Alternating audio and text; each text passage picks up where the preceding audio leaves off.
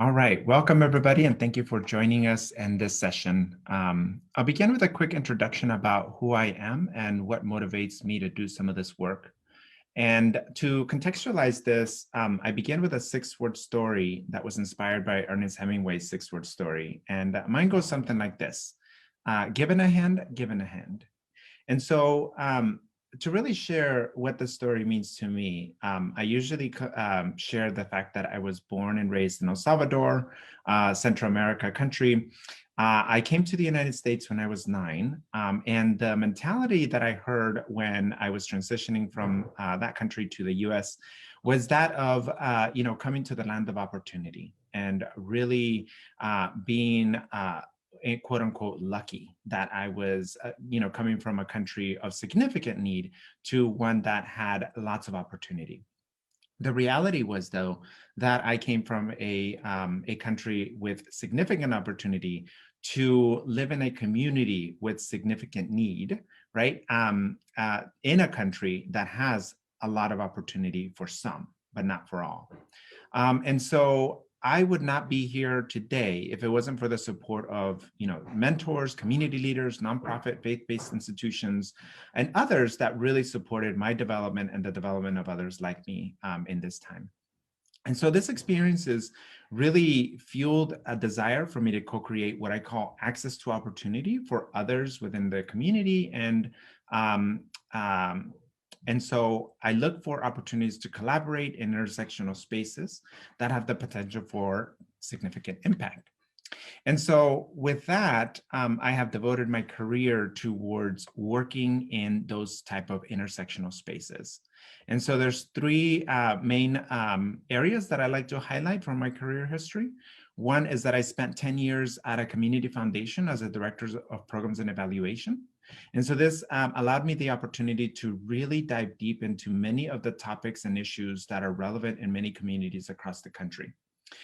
Issues from teenage pregnancy and reproductive health to early literacy and smart growth, et cetera. I also had an opportunity to work with California State University, Fresno for a number of years, and I saw the value and significance of engaging students at their prime of their learning in being versed in what the issues are within their community and also how to employ their gifts to address those challenges that they see. And so three programs that I really enjoyed leading and collaborating in were supporting students in writing grants for organizations, building the capacity over multiple semesters and multiple student cohorts of organizations doing work in the community. And my ultimate favorite one was student participatory grant making, which allowed students who don't typically have an identity development piece of being a philanthropist or change maker to really develop that within themselves. And then the final thing I'd like to share about my timeline is that, in 2014, I decided to launch a consulting firm because of the need that I saw in the nonprofit sector for areas like having the right tools in place, so systems and infrastructure, telling better stories about their impact and their work, so assessment and evaluation. And the most critical one, I think, is board and staff leadership development and overall organizational development, helping to prevent burnout in the nonprofit sector and ensuring that our leaders are making decisions around equity and inclusion within our organizations.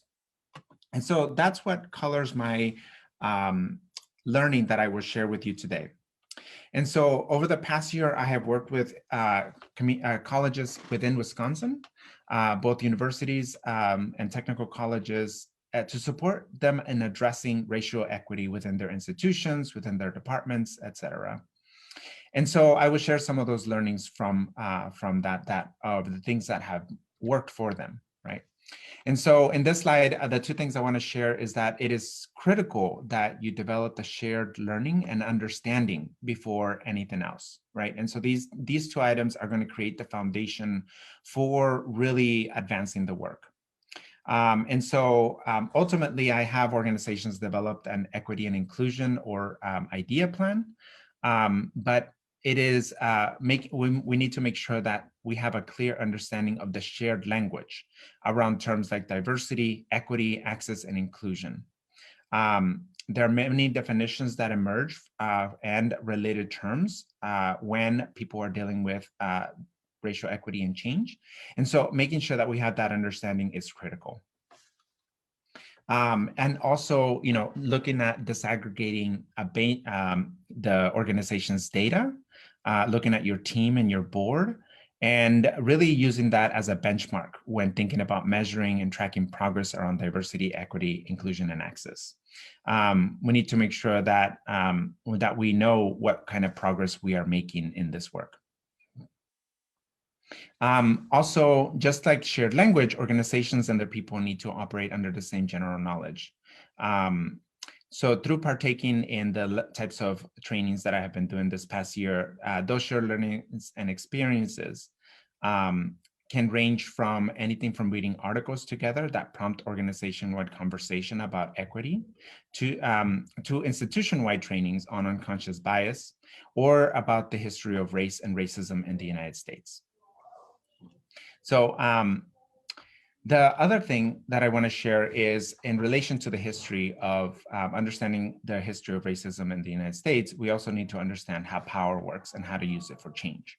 So the importance of having dialogue, different conversations about race within, in relation to white supremacy in America and the current political movement is important for ensuring that all staff members have a shared understanding of the context and the need for the organization to have a racial equity vision. A couple of recommendations that I have on resources that have worked really well for folks are two books by Ibram X. Kendi. One is Stamped from the Beginning, which is a very well done history of race and racism all the way back prior to the beginning of this country. And I think the most important book is How to Be an Anti-Racist, which is very actionable items for how to actively work to dismantle racism in the United States. In this slide, what I want to share are some things that may come up and important tips to make sure that your work is successful. So ensuring that you give the staff an opportunity to create a shared vision that everybody can buy into. This can sound very simple, but values, lived experiences, and personal understanding of structural and systemic racism, among other critical factors, vary widely from individual to individual and can surface disagreements, blind spots, and resentment about what racial equity means. So to help with that, it is essential to approach this work by paying close attention to how each person in the organization understands the racial equity journey. Once you begin to understand what each individual brings to the journey, you can begin to set SMART goals that serve as small wins for all and create a shared sense of inclusion in ownership and oversight of the effort. You'll want to make sure that you acknowledge that emotions matter. So, encourage staff to to engage in difficult topics in a more curious and reflective way. Make sure to create a space where each of you can openly share feelings, frustrations, and even fears at a personal level in relation to the overall effort. This will be critical in supporting the broader effort as it enables honesty and trust building among staff across varying identities and beyond race. There is going to be conflict along the line, along this process. So conflict is not only incidental, it is required for transformation to occur and to be sustained. It has been said that conflict, from discomfort to active disagreement, is change trying to happen. The cultures we seek to create cannot brush past or ignore this conflict, or worse, direct blame or anger towards those who are pushing the need for transformation. For example, in many of the racial equity trainings that I have done, with higher education institutions and nonprofits, the simple use of words like racism, whiteness, and privilege make most people feel visibly uncomfortable. The seemingly innocuous descriptor "white people" is mainly met with a tense silence. So let's unpack that for a moment. And that silence, note that silence reinforces and maintains the status quo of shutting down discussions when the anxiety of white people is high or requires staff of color to shoulder all the political and social risk of opening up. To help staff and leaders become more comfortable with this conflict, I use the Confront, Stretch, Panic framework. And we can share a link to this in the chat or after this presentation. And this framework helps assess your own state of mind and psychological reactions when facing challenging moments. Interactions that make us want to shut down are moments when we are just being challenged to think differently. I want to encourage you all, when there are challenges, to pause when needed, right? So the sense of urgency around racial equity leads many groups to focus making change in a short amount of time, which can sometimes lead staff to feeling overwhelmed by the work. Ensure that you pause and make space for immediate action and reaction. This is a powerful way of maintaining and reinforcing staff engagement, their stamina, and their buy-in. This work will take time. Businesses don't launch new uncharted ventures over 3 months, and neither will you be able to change the culture within your organization within a short period of time. You'll need both short and long-term goals, and long-term is read as in years to sustain this work. However, I should acknowledge that BIPOC individuals do not get a chance to pause their experiences of racism and inequality. And so we cannot forget that this ability to take a pause is a privilege that many of my white colleagues often take for granted. The final thing I will share here is that there's a need to distribute leadership when doing this work. It requires multiple levels of simultaneous intervention to consider the past, present, and future, as well as an intense and often anxiety-provoking work at the individual level. It's a big ask for organizations to be able to make headway. So tools and strategies that can help organizations overcome the structural racism that exists are going to be needed to make sure that this work is more sustainable. Ensuring that, going back to making sure that we don't make BIPOC individuals shoulder the emotional heavy burden of this work is going to be critical.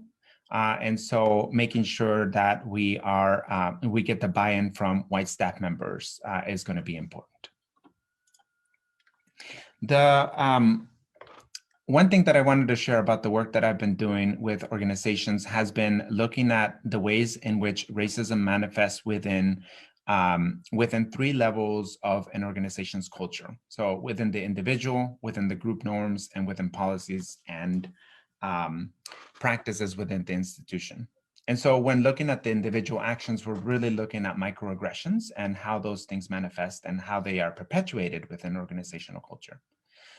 Looking at policies and practices, we're looking at the types of policies that institutions adopt, and so for this, we look at a matrix around moving towards an anti-racist ally organization. And so we dissect multiple aspects of an organization, including who funds the organization, where the leadership, who the leaders are, looking at hiring practices, et cetera.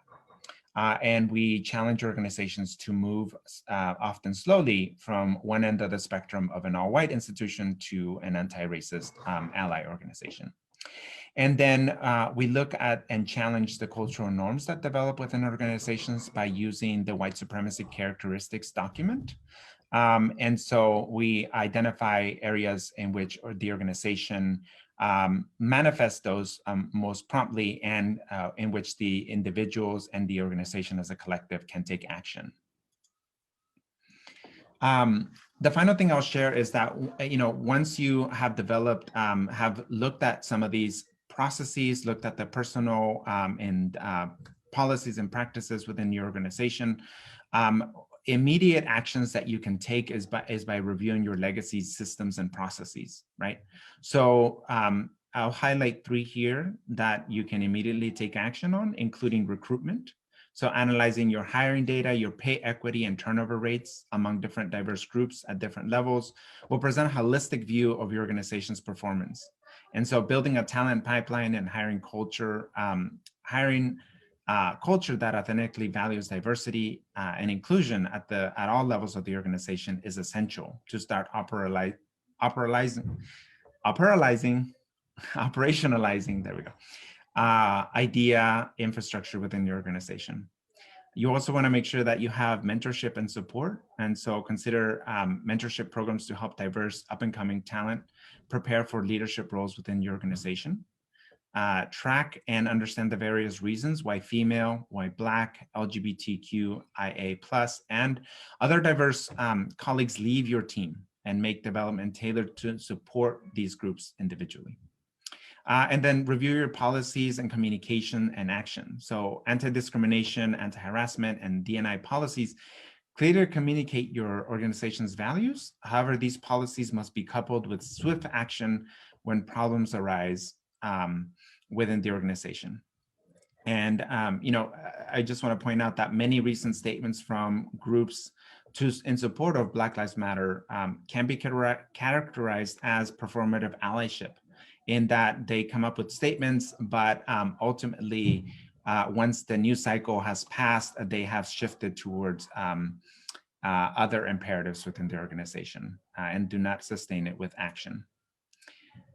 At this time, I will transfer it to Annette Miller, who will share some additional insights from her work. Thank you, Kevin. I really appreciate what you've shared, and I'm just reinvigorated at how complementary we are. I was just thinking, and I said this to you, that it's great to know good people who are doing this work. Now more than ever, we need people who get what change is required and needed. So thank you. It's great to have other perspectives. I feel just a little less lonely. Thank you for that. Yes. Other people are self-care is the reality. Yes. So how I wanted to approach this conversation in terms of talking about how do you sustain the work, especially if you are working in an organization or if you're working as part of a team. There's many ways to approach this, but what I like to remind people is that this is as much about yourself as it is about the organization. People have to remember that, systems get embedded because they're fed by people. So change needs to happen with people, and then leadership needs to support that change. And then we as people need to be conscious of what the system is doing so that we can then root out the necessary and needed change that has to happen. But, and in order to do that, you also have to bring with you a willingness and an openness to understand that change is needed, and also bring with you an equity lens to be thinking about where might be the appropriate change to make happen. So to me, I feel like that's what the work ahead is that this is collective work. This is group work. You don't want to do it by yourself because you will get fatigue. Because there is so much to do. We are literally swimming in this. Kevin did a great job of just giving a historical context in terms of sharing his journey here, right? And sharing how he understands the world. And when I talk about, the history of the US, I am not that far away from how he would describe it. I would use a different story, but he's spot on in terms of what is seen and experienced. And so we need to understand that. So again, like I said, you've got to start with yourself as you think about the journey, and an equity lens is imperative in making that happen. So what does that look like, and what can that look like? So you have to develop people who can understand that they are required to transform organizations. So no finger pointing, people. As we say, when you point the fingers, you still got three pointing right at you. And so those three fingers are extremely important in this process. And you need to help be a part of transforming organizations, because you're going to be the one individually as a collective to see those inequitable practices, to be the one to have conversations about what talent looks like, to be the one to experience what it means to think about where our gaps and where our opportunities, right? So you've got to be the part and the player that helps transform these organizations. And it doesn't matter where you sit in an organization, whether you're an employee or you're a manager or supervisor, or you're a CEO or VP, nonprofit executive director. I don't care what your title is. We are all in this together. We're all responsible. And that the reason this is important is because as a collective, that is what makes a movement. And that is where success can really shine and happen, because now we're not looking at a person's identity and not being able to predict by a person's identity whether they're going to be successful or not. We're really looking at the whole person, and we're looking at the whole organization. And so that's the goal. We want to develop you, and we want to develop the collective we. So in thinking about that, what does that look like? You have to be willing to think about change from an individual perspective, an organizational perspective, and then you'll need to be thinking about your community. So you can be a bridge, right? You are a bridge. This shouldn't just center around you. This should be centering around how can I bring other people into this work to help make this happen? Because you may not hold all the answers, but you may hold very good questions, and you may be the bridge to the answers that are needed to help change and solve and make a difference. And so the other piece of this is you are a part of dismantling those inequities by looking at policy, by looking at process, by looking at where are the cow paths in the organization that nobody's talking about, right?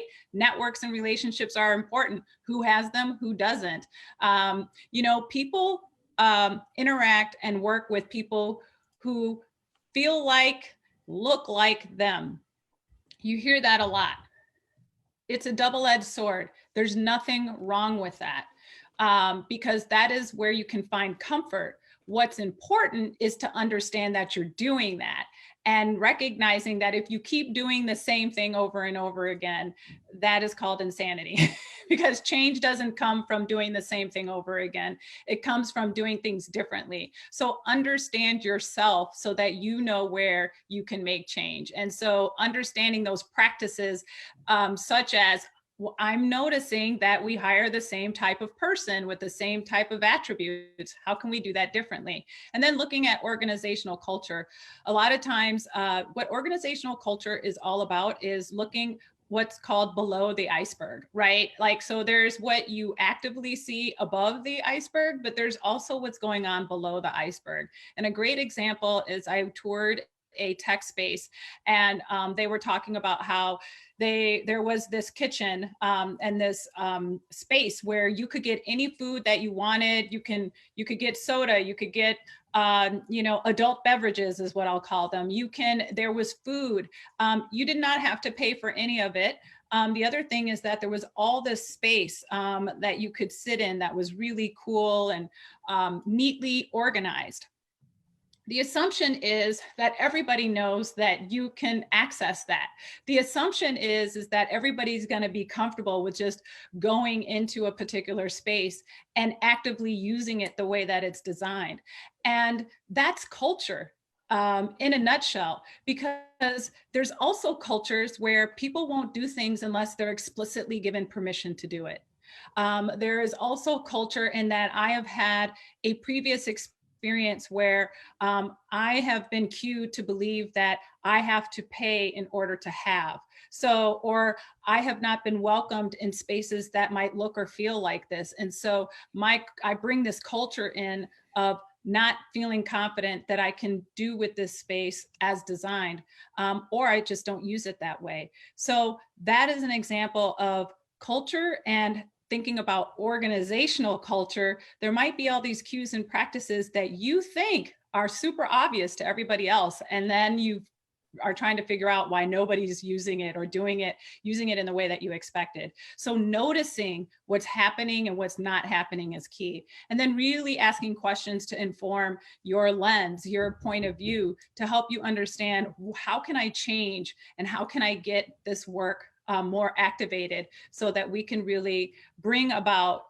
the inclusion, the welcoming, the belonging, the looking at the whole person instead of just parts. So it's really being aware of your mindset and how the mind works. And so understanding that anything that comes to you, we initially come to it with unconscious incompetence, that sometimes we just don't know what we don't know. And you might have this moment where you're like, uh-oh, I'm noticing something that I'm uncomfortable with or I don't recognize. So now you are starting to feel something starting to emerge. So you're moving from unconscious incompetence to now conscious incompetence. You are like, somebody, I have just been made aware that I need to know something, and now I'm not sure how to do it. And so then you start moving into conscious competence, like I'm going to actively practice and learn and develop what it is I've previously not known. And so it is okay to have fear. It's okay to feel uncomfortable. It's okay to be on that edge, that growth edge. The most important attribute you want to lean into is courage, and understanding that you need to be conflict resistant, which means that understanding that there is going to sometimes be dissonance that happens when you are learning and doing and understanding something you've never come into contact before.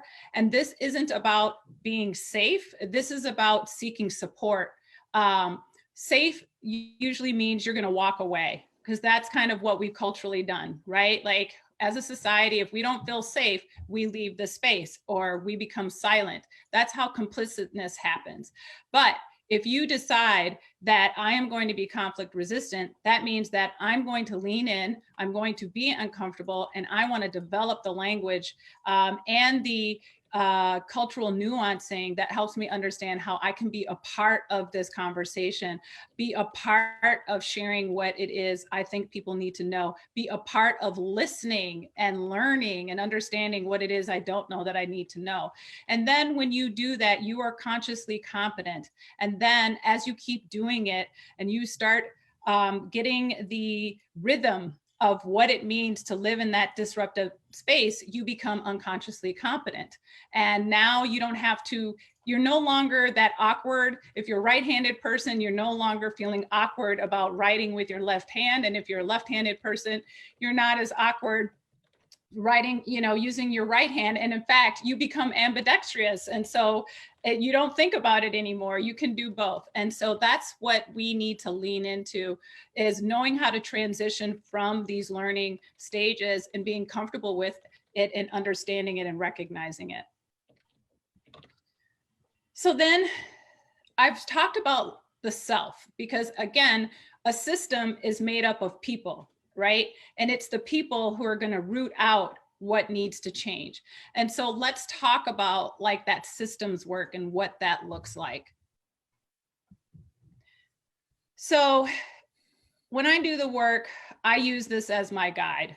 I don't think any good organization can do the work of change management, which is what an equity strategy is. If you aren't changing, then you aren't changing. And so if you want to change your culture, then you have to change the way in which you understand, the way in which you do things, the way in which you give support and capacity. You have to change. And so that is why I call this a change management strategy that's embedded with equity. And in order to do this, like any good organization, you have a plan, right? That's mapped out. And what that does is it gives a vision. It says, here's our North Star. Here is what we need to do to be able to be an equitable and inclusive organization. And this is what we want all of our employees, our clients, and our community to understand about us as an organization as we become this inclusive, equitable, just organization. You got to lay out the vision.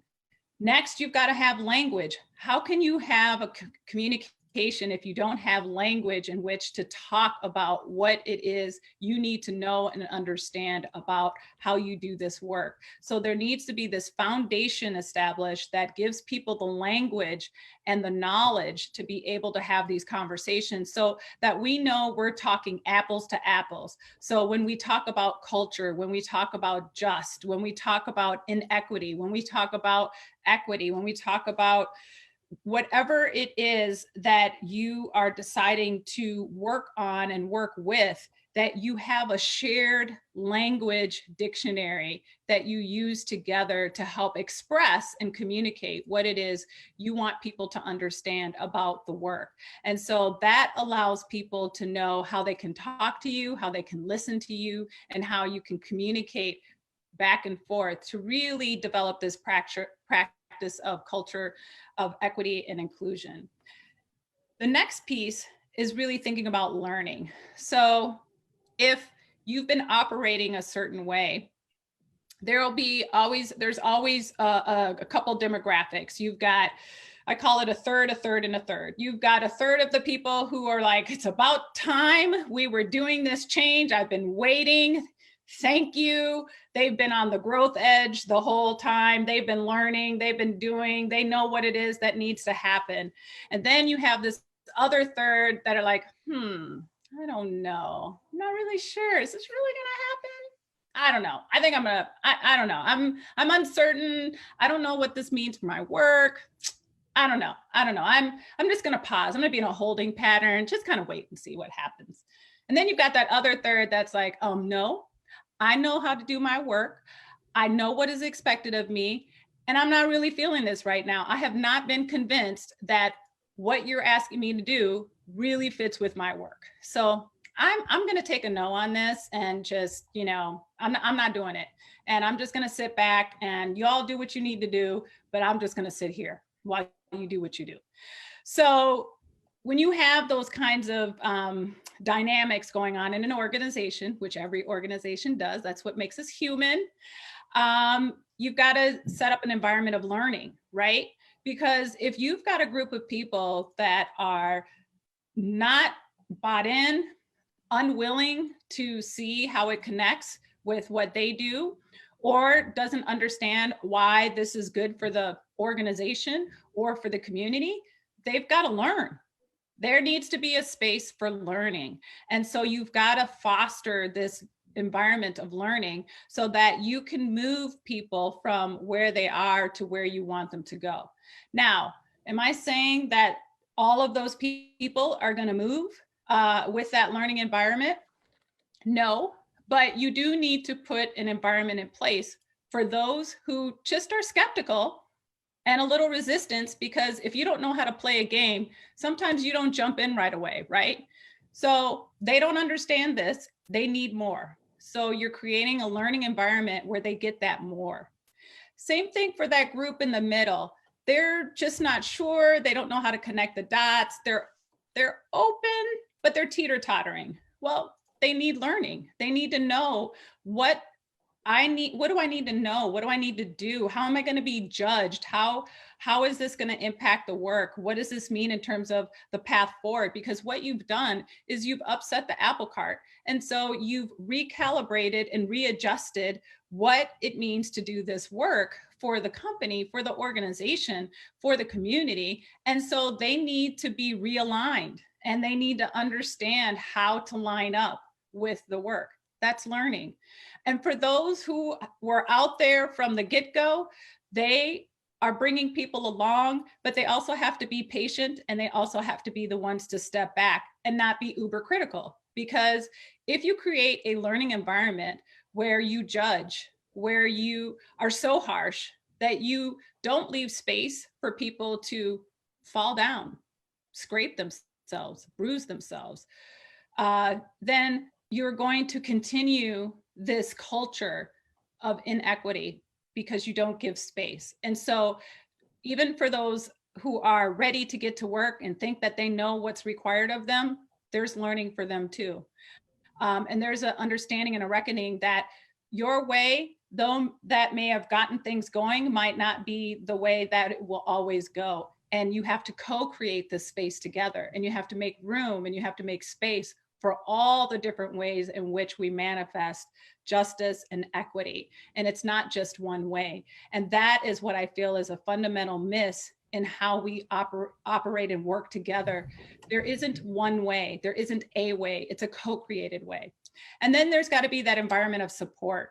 How do we create that environment where it's like, you know, I'm really struggling with trying to understand how I can get this person to engage with me, or I'm really trying to understand why I keep wanting to do X and I keep getting this result Y. What am I doing wrong? What's not happening?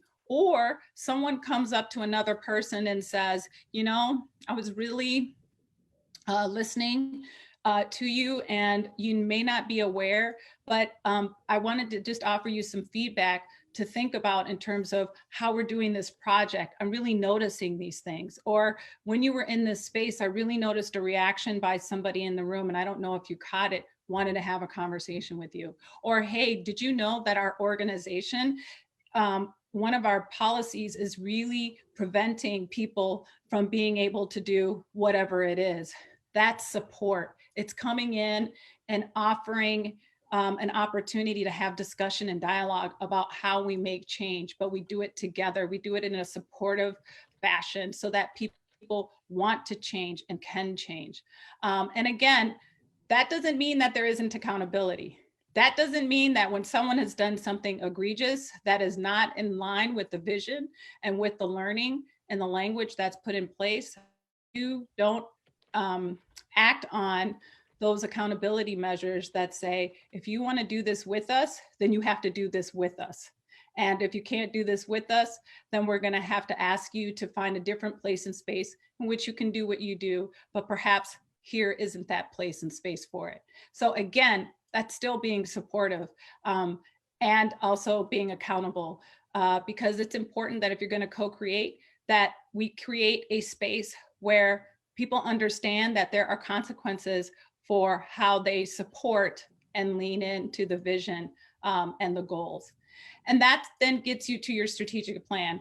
Again, that strategic plan has to have bands of information that really help people understand the direction in which they want to go and how that happens. What are the actions that get me from point A to point B to point C, and understanding that that document, that plan, is a living document that as you co-create together, you might have to shift and change it, because as you learn and you develop and you understand what you need to know about creating inclusion and deconstructing inequity, is that you have to shift and change your plan, because there's good ideas and there's great ideas, and then there's some ideas that didn't work the way you wanted them to. So you have to shift and change accordingly. So I've talked about a lot of these things already in talking about the 5 bands of thinking about organizational change, thinking about how you are positioned in terms of your own privilege, in terms of your oppression, thinking about the intersection of your identities. Again, I thought Kelvin did a great job in really calling that out about himself in terms of the point of views he's bringing into the space. I would say that I have that same level of thinking as well. What is that intersectionality of identity, and how is that impacting the conversations that we're trying to have about being a just and equitable organization? How is it that how I have embodied my values and beliefs and my identity, how is that impacting people in process? Like I told you, systems become embedded and stay embedded because of people. And it's because we do use ourselves as a way to manifest our decisions. And again, that's what makes us talented and bright, but it also means that as much as we have strengths, we have weaknesses. So let's think about where we might have weaknesses, and let's think about how we might be part of the problem rather than part of the solution. So asking yourself important questions about your positionality, your impact in terms of your identity is really important. Again, also thinking about what don't you know, what feels unfamiliar, what do I need to learn? Thinking about your assumptions, really asking yourself why 7 times, has been shared by our Native Indigenous community is a really good rule of thumb, because that's how you start getting into root cause. Why do I think this way? Where did this come from? Why am I stuck here? Why am I not willing to move? Why isn't the organization willing to move? What is the organization basing its thinking on? So challenge those assumptions. There's lots of sacred cows to be found in organizations and within ourselves. And our sacred cows are our values and beliefs. So when someone triggers it, you know when it's triggered. If you get hot, you get sweaty, you get uncomfortable, you get silent, those are some pretty good signs that something's been challenged. And so then ask yourself, why am I feeling challenged by this? Why is this feeling uncomfortable for me? And then thinking about relationships and power differentials, and really thinking about the truth that is being told here. Something we all need to really understand.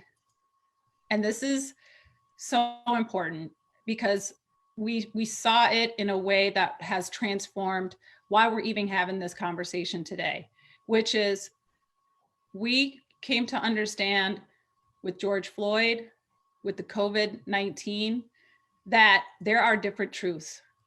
And those different truths hit differently for different people. And I think we've been socialized and normalized to believe that there's one truth. And the reality is there's not. And so then how do we exist and coexist together in a way that leans in to the truth that I might have, that Kevin might have, that Amy might have, that all of you who are listening or watching might have? How do we hold all of those important truths together like a bunch of balloons? You're holding those strings in your hand. How do you hold them all together? But yet each of those strings goes to an individual balloon, and all of those balloons are able to exist. So how do we ensure that relationships and power can be held in a way that isn't a push-pull for change? How can we make sure that it isn't power and relationships that keep that inequity going? How can we lean into the fact that, as we've been learning, as a Black person, an interaction with the police means death, where interaction with the police for a white person means they get their needs met, they feel safe, they feel protected, their problem is solved, right? So for someone who is an immigrant and dealing with the police, they have a whole different point of view about how that feels for them in terms of it's an authority, and they are not going to reach out to an authority entity because they know the impact of what that means. So those are all true. So how do we live with truth, even though it may not be your truth? That's what we've got to learn and practice. And then how do we build our capacity to recognize that that oppression is at play, whether it's as an individual, as an institution, or as structurally.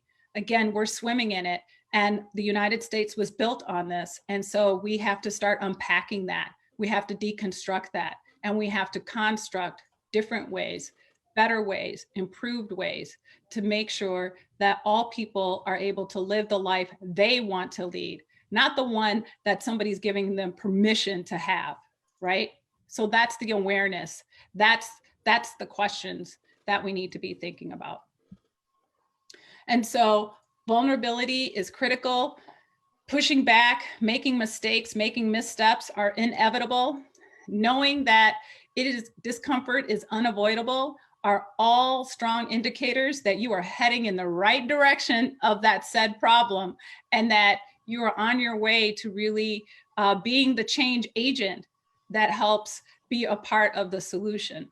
And so remember that and hold that with you. And so early up, Amy had talked about this work plan for action and accountability. I think that you can use a document like this as an individual, and you can also use it organizationally with a BRG group, business resource group, or a core team group, or change team group. Think about what you need to learn. Think about how you can influence. Think about how you can support. Think about how you can sustain that change. Know that there is rest needed and required in resistance. Rest is required in resistance. Not one person is responsible for leading the charge. Share the work, distribute the work, give people an opportunity to step back and to step up so that you can sustain the work. That's how you sustain it, is having a plan, understanding your gaps, and thinking about how are you going to sustain the work, and not having you as the center, but thinking about how all different kinds of people can have an opportunity to be in the center of that change that needs to happen. So those are my perspectives and leanings in terms of how I see this work unfolding. And I look forward to any questions that you all might have as we move forward. So thank you so much. Yeah, thank you, Annette, and thank you, Kelvin. Really wonderful. And I know our center is looking to these ideas about what we want to pick up, because we know we have more work to do ourselves.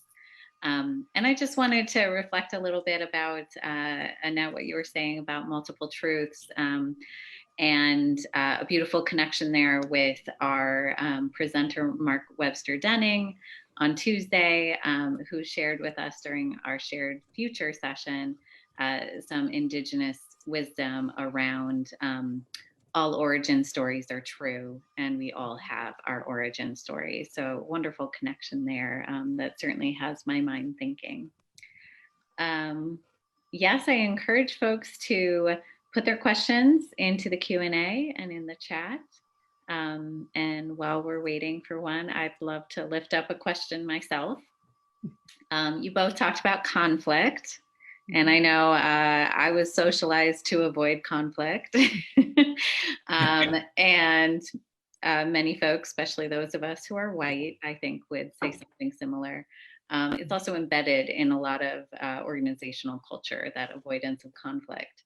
Mm-hmm. So I'm curious, you know, what does that look like? What does being conflict resistant look like? When conflict arises, how do you see organizations and individuals in organizations work through this? Are there particular strategies that you've seen have been helpful, or orientations to it? What are your thoughts about that? Maybe we'll go to Kelvin first.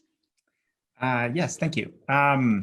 Yeah, I remember prepping for this call with Annette yesterday, and she talked about mindfulness, and I shared the same mentality of, you know, we need to change that dynamic of feeling uncomfortable in these type of situations. And so mindfulness, breathing exercises are a really great tool to be able to sit with the discomfort, and then be able to then move to the part where we can have dialogue about what's making us uncomfortable.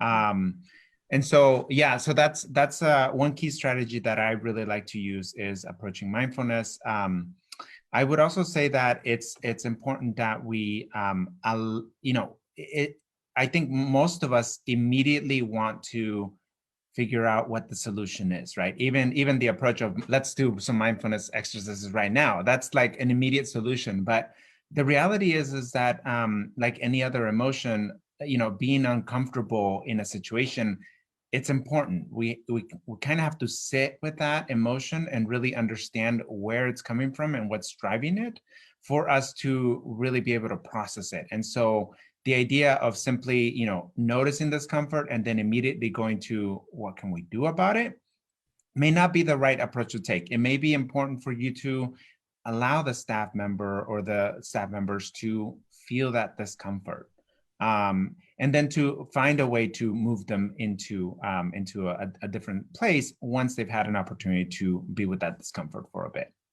Annette? Yeah, no, thank you so much. 100% on the mindfulness piece. And the other reason mindfulness is important, and for me, and why I like to bring it up, is because I think you need to slow down, especially when you're in a formalized environment. One thing I've really noticed about being in this COVID environment is that I find myself struggling to try and have sort of my formal face because I'm working from home, right? And Yeah. I'm comfortable when I'm at home, and I struggle then to have my formal face, right? And that can be good and that can be bad. But what mindfulness does, the relation that I'm making with mindfulness, is that I feel mindfulness helps you be in tune with what's emerging for you. What is your body reacting to? Both physically, emotionally, intellectually, what's happening? Do you feel a lot of noise coming in your head? Do you feel physical sort of outcomes manifesting as you hear something, smell something, react to something, experience something that's happening? Mindfulness is really helpful in helping you align what's happening outside of your body to what's happening with your body. And that's why mindfulness can really help you really understand when you might not be in agreement or be in discomfort, whatever words you want to put around it. The other thing that I will say is that it's important to understand that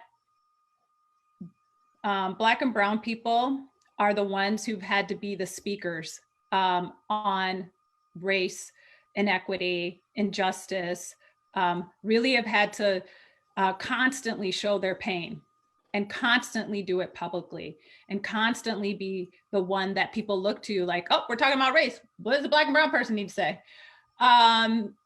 So they've been uncomfortable too. I've been uncomfortable too, right? And we had to lean into that discomfort despite the discomfort.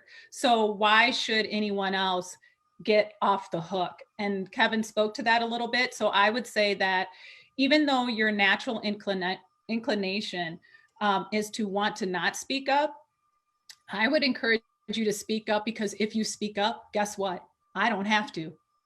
I told a board that I will be part of the board, but I am more than just here to bring social just racial equity lens to the conversation. I actually am quite smart about finance. I'm actually quite smart about, people and systems. But if you keep making me talk about the R, D, E, I, and as I learned from Kelvin, the A, which is accessibility, then I can't talk about the other things that are also important. So if you find yourself not wanting to speak, know that if you speak, you are actually alleviating the pressure and the stress of BIPOC people of having to do it. And even if you get it wrong or it feels a little messy or a little uncomfortable, you've at least done more and alleviated more than if that person would have had to come in and assume all. I also just want to acknowledge that there's some great ideas coming through the chat about some readings that can be really helpful. So Rhonda McGee's work on the intersection of mindfulness and racial justice. Angela Rose Black has done some work. I would like to lift up Ruth King on mindfulness of race. Yes. And I'd also like to talk about Deep Diversity by Shakil Chowdhury. He really talks about the elephant and the rider, which I think pairs nicely with mindfulness. So there's some more comments in the chat, but quickly wanted to add that too. And Annette, if I could just add, I really appreciated your comments. And one thing that you mentioned was, paradoxically, the fact is, we have relied on BIPOC individuals to shoulder the burden of this discomfort for many years and to really educate other people. But at the same time, we've been tone policed, right? So especially Black women, right? Being, we need to not only be okay with the discomfort within ourselves, but allow other people to feel that discomfort for themselves. And we can't have this duality of asking people to speak and share their discomfort, and at the same time asking them to be quiet and share it in a professional manner, quote unquote professional. No, 100%. And I will say that as a Black woman, my biggest stress and strain is that I don't even get to speak to the inequity as a woman. I have felt multiple levels of inequity but I only feel like I can speak to the racialized one, but I don't get to talk about the gender. There's just so much I don't get to talk about. So 100%, Kevin. Yes, intersectionality is super important. Mm-hmm. All right. Well, I have another question that I'd love to get your thoughts on. Kelvin, you mentioned Ibram Kendi's book, How to Be an Anti-Racist, and an idea that stood out to me there that also makes me think about Annette's third is Ibram Kendi, at least my read of it, suggests that sometimes go for the policy change first and then worry about people's hearts and minds later. What do you think about that approach? You know, I agree with that to some extent. You know, when you look at the sort of the political decision making that has happened over the years in the United States, we actually see that much of the change on what people call radical issues happen because of the fact that we hit a critical tipping point, right? So especially gay marriage in 2008, I believe. It happened because a significant threshold was reached and everybody else just followed suit. And so that's a great example of approaching policy and then everything else begins to change, right? And so I do think that it is a good approach, even for organizations doing this type of work, to really begin to change their policies. But at the same time, an organization is a little bit different than just like the policy making that happens in the US. And so it's important that we also, at the same time, help people understand and process this type of work. It can't just be that, oh, we're going to change policies, because at the end of the day, you're still going to have people who are resistant. And unless you actively work to bring them into the fold, then you're going to continue to have this resistance and these folks who are actively working against you. So I think it's not a which one should you do first. I think he's totally right on doing the policy work, but at the same time, we need to work at multiple levels to be able to change and really truly change in all aspects of this for racial equity. Yeah, and I would just add that I agree. I kind of go with the approach, and it must be because of mixed. So I always want to try to straddle the fence and kind of do both and. You can do this and you can do this.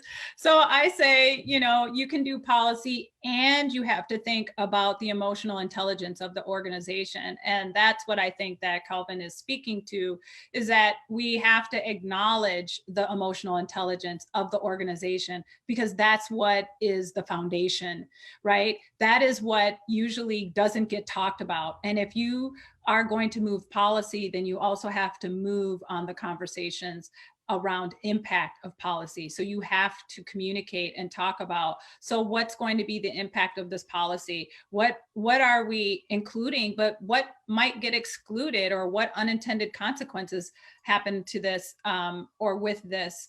And then the other piece is really having a conversation about, so how does this land for people? So if we have been for decades, you know, moving in this direction, and this has been the vision, and now we've said, we're going to go this way, how does that land? You've got to have that conversation, because that's the difference between dragging people along and creating that third that becomes more and more disengaged, and moving that group into the middle, and maybe even to leaning forward and wanting to at least be part of the momentum of how change happens. Nothing wrong with the skeptic, nothing wrong with people asking questions, absolutely, because that's how you get better. But you want to move people along and not pull them along. Exactly. Love that. That's great. So maybe to move us towards wrapping up a little bit, I'm thinking about the work plan, Annette, and wondering for folks who, are in different positions in their organizations, and maybe work at a university like I do, where our little unit is one among many, and we all influence each other. Considering all those factors, I'm wondering, as people think about what's my now step, what's my next step, and what's my sustained or my systems step, are there recommendations that kind of rise to the top when you think about, okay, coming out of this session, here's what people can do? Yeah, so I would always say start small. And I also would say observe.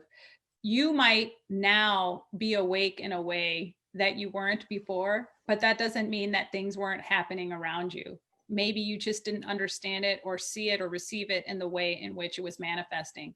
So I think doing some inquiry about here is how I'm thinking about this. Let me go see around me who else is thinking in this way as well, either in the space that I'm in or in sister spaces. What's happening? What's the work? How can I leverage and amplify? Again, you don't need to be the center. What you want to be is a partner and a co-conspirator and a co-creator. So find out if there's other work being done or other ways in which people are doing this work that you can build and add to. And only until you find that there isn't that happening do you start thinking about how you might build something. And not just internally to the organization, but also externally. Who hasn't been listened to and maybe was saying it. A lot of us go around going, I'm saying that forever, and so this is your opportunity to really listen and lean into that listening and go, I think I get it now. So let me bring those partners in to help us, right? Because that's what collaboration also looks like. That's what co-creation also looks like. I think we've got to remember that no one is looking to be saved. Individuals are not broken. They've just been thriving or just living their daily lives because that's the way the system has allowed them to.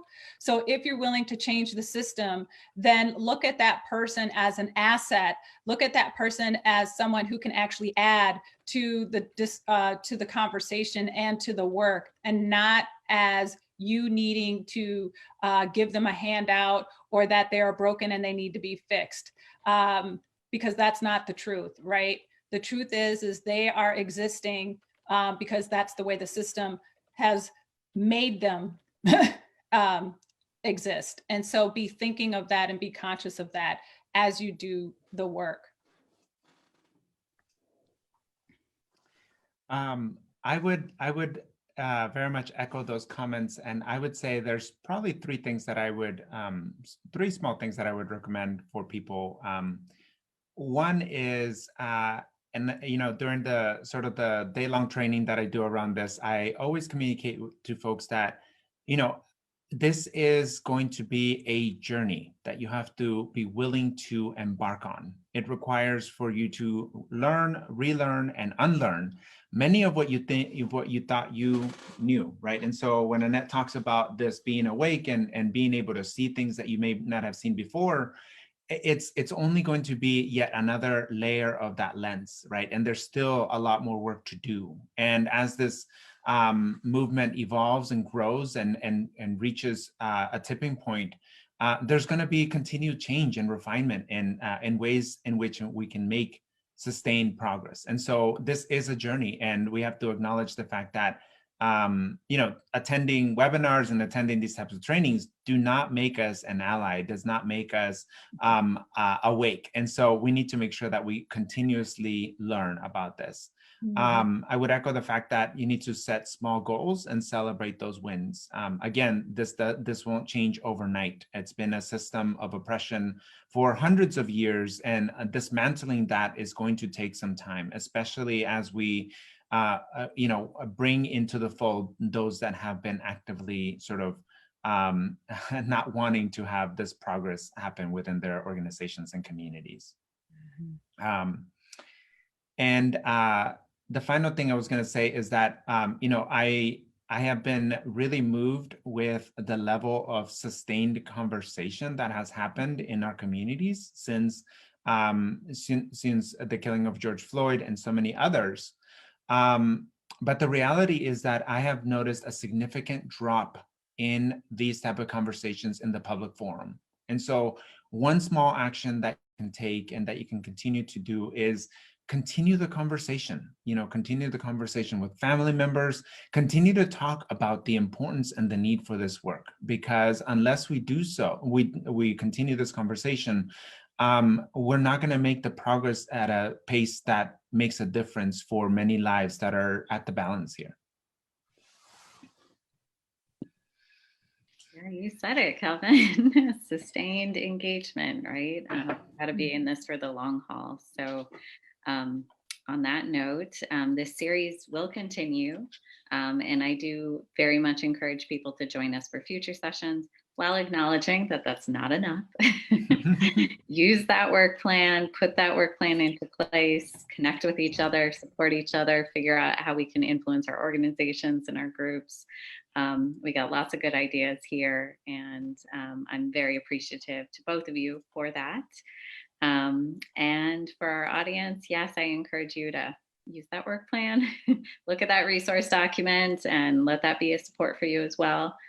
Continue to engage in this series, and also our annual event. We have one more session going on, the takeaways with Dr. Sharik Siddiqui and Mark Denning and others, happening at 1:30. So use Facebook, our CommNs Knowledge website, to connect to that, and then come back and join us again for more of our sustained engagement with racial justice series. So with that, thank you so much, Kelvin and Annette, and everyone who's out there. Thank you, and have a great rest of your day. Thank you. Bye-bye. Bye. Bye-bye.